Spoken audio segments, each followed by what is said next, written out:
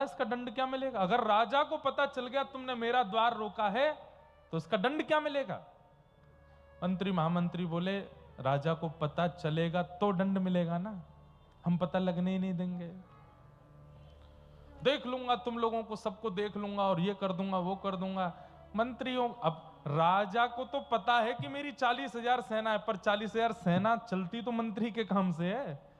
मंत्री ने 40,000 लगा दी, बोले इस पंडित को इतना दूर फेंक के आओ नगर से कि लौट के आ ही नहीं पावे। पंडित जी को रात रात में उठा करके ले गए, राजा से मिलने ही नहीं दिया, खूब दूर छोड़ करके आ गए। यहां 6-7 दिन हो गए।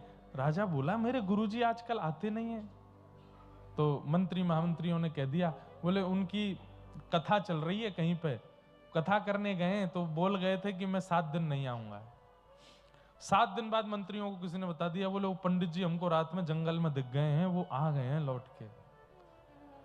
राजा का नियम था हर सप्ताह सवारी लेकर के निकलता था पूरे नगर में। तो कल सवारी होनी थी और पंडित जी ऐसी जगह छुप गए कि मंत्रियों को मिल नहीं रहे थे। मंत्री महामंत्री चिंता में आ गए, बोले ये पंडित जी कल सवारी में ही टपकेंगे और वहां हमारी शिकायत कर देंगे, इनको सवारी से रोको कैसे भी। मिले नहीं पंडित जी।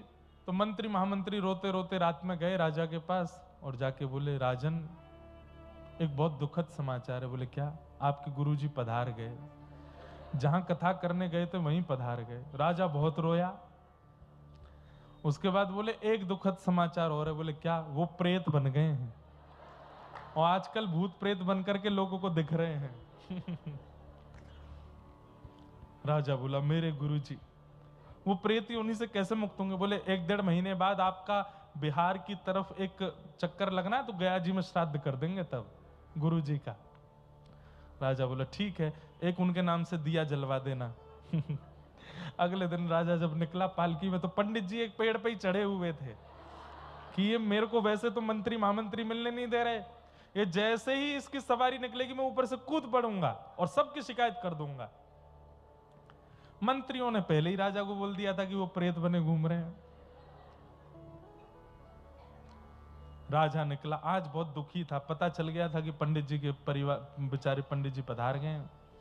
जैसे ही राजा निकला, आगे एक पेड़ था, उस पेड़ की डाल पर पंडित जी बैठे थे और जैसे ही राजा की सवारी नीचे पड़ी, ऊपर से पंडित जी चिल्लाए, राजन, अरे मेरे शिष्य देखो मैं यहां बैठा हूं, तुम्हारे मंत्री महामंत्री सेनापति इन सब लोगों ने देखो मेरे साथ क्या किया।